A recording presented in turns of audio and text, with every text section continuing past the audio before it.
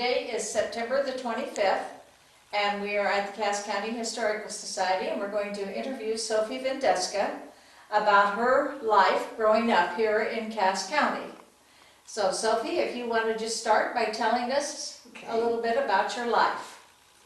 Well, first of all, I want to say that my parents were Joseph and Frances Dietl, and they were both immigrants from Germany. They came the same year, but not the same month. They did not know each other over there. It was just a happenstance that they came the same year.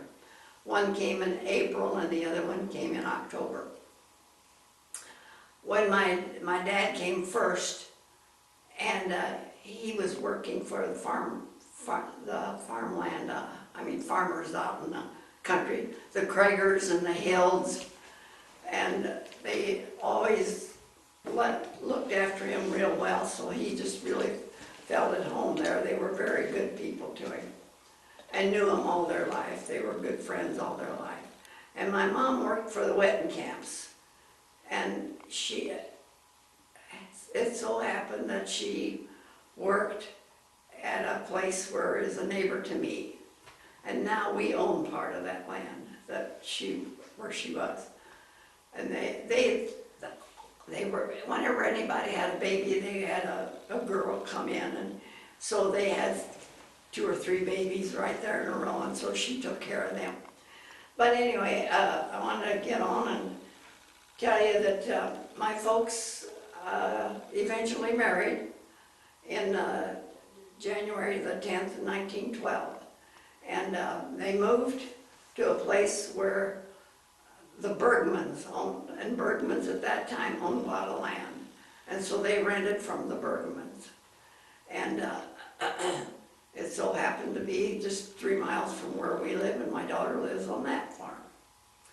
So it's really a coincidence that all of those pieces kind of came back to us somehow or other. But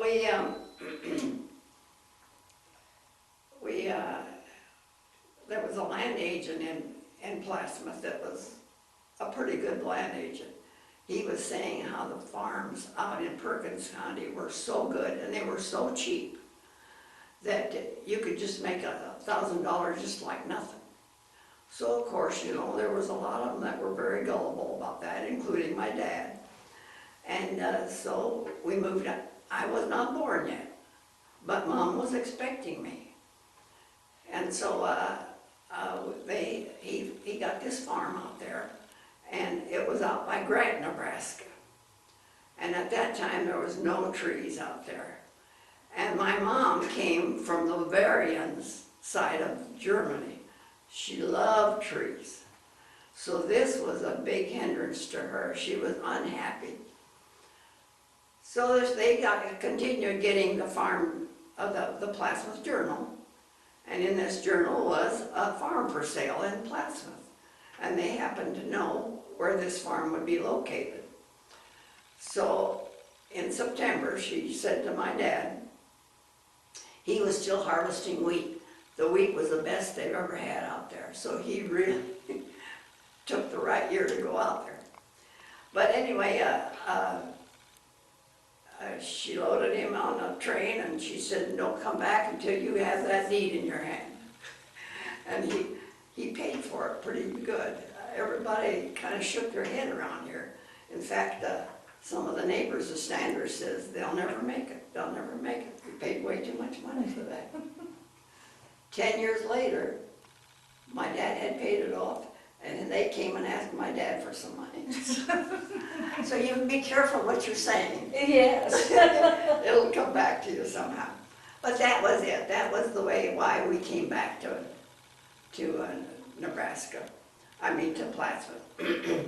I hesitated to say this, but my mom and my older sister at that time, she was about 6, and Frank was 2, and I was 9 months. And we were on a train, and I was kind of cross and crabby and wet and wanted something to eat, and so there were some gypsies in this train, and so they came and said that they'd be glad to take me away from them if they wanted. on if Mom didn't want me. And Mom says, no, we'll get along, we'll get along. But anyway, that's just one little incident that Mom told me through the time we were growing up. We played, didn't have any good toys or anything like that, but we played with what we had. We had a rope, we jump rope. When we had a ball. If we didn't have the right ball, we'd get a ball of string and play Andy over. And we didn't have any bicycle ever. Nobody knew in our family how to ride bicycles because folks were very poor, but we didn't know it. We were happy. And every morning Mom always had a big garden. I can remember how I hated it. I hated it because I had to be lugging water. It was a dry year, drought at that particular year. And in the afternoon then, my sister was the housekeeper. She was 6 years older than I, and she didn't like it outside. So Mom said, okay, you're taking care of the house, you have to get the meals ready. And she did, she was good at that. So we always came in to have a good meal, and then we rested. Everybody rested, including the horses, because at that time we had to have horses for our field work. And then after we rested, we did some fancy work. Didn't know how to do anything. She was persistent that we learn how to crochet, and we learn how to knit, we learn how to embroidery, and some of those first ones were pretty rough looking things, I'll tell you. I was left-handed. I was the only one left-handed in my whole bunch. There was 5 of us kids, I failed to say that. But I would put a mirror in front of me, and they would be behind me doing it, and I would know that it was backwards then. So that's how I learned how to sew and how to do all that stuff. So it was we'd have some squabbles once in a while, but really, we were really happy together and looked out for each other. We walked to school 1.5 miles, country school, and carried our dinner and our lunch rather. And if we didn't have a dinner pail, we had a carob syrup pail that we had. And there was usually about from 15 to 18 kids that went to school. And it would be like from the grades from 1st grade to the 8th grade. We didn't have kindergarten in those days. But if you were able to and you wanted to go to school, the last 6 weeks of school in the spring, you could go and get a little idea of what school was like. What was the school name or number? Yeah, our school number was District 37, and the name was Taylor School. Now, why it's a Taylor School, I don't know. I never did find that out, because there was no tailors around there or anything. But it was at that time, it was the Louisville Road, now it's Highway 66. And it's made into they converted it into a house. Somebody lives in this school. And so that whenever the weather was bad, my dad would come and get me get us with a team of horses and a buggy. And in the wintertime, if it was snowing, he'd come in a wagon, and then he'd have a big comforter to throw over us. And we enjoyed that. We thought it was fun, but it was really pretty serious whenever we had blizzards. Seemed like we had quite a few blizzards. But there was no such thing as not having school. We always had school. So I guess that was kind of come with the new times. And so my sister, I was getting ready for her. Should she come to Plattsmouth? Should she go to high school? And my folks said that they would try and see. So Mom knew somebody in town here. So she asked if they could rent a room for Teresa. So Mom fixed a big box of food for her, had it all numbered. This was Monday, Tuesday, Wednesday, what she should eat that day. And she stayed, and it's kind of the parking lot of where Jack and Jill or Stubby's, that was a big house. Rice Dots lived there at that time. He was a cobbler in Plattsmouth at that time. And Mom gave her $1.50 for that room a week. Now, was this on that corner kind of across from Stubby's? And it was a It's big house. empty too. now, okay. Yeah, It was kind of a brown, big square house. But anyway, Teresa must have studied because she was valedictorian for her class. And then come time for Frank to go to school, so he's a boy, he could drive the car.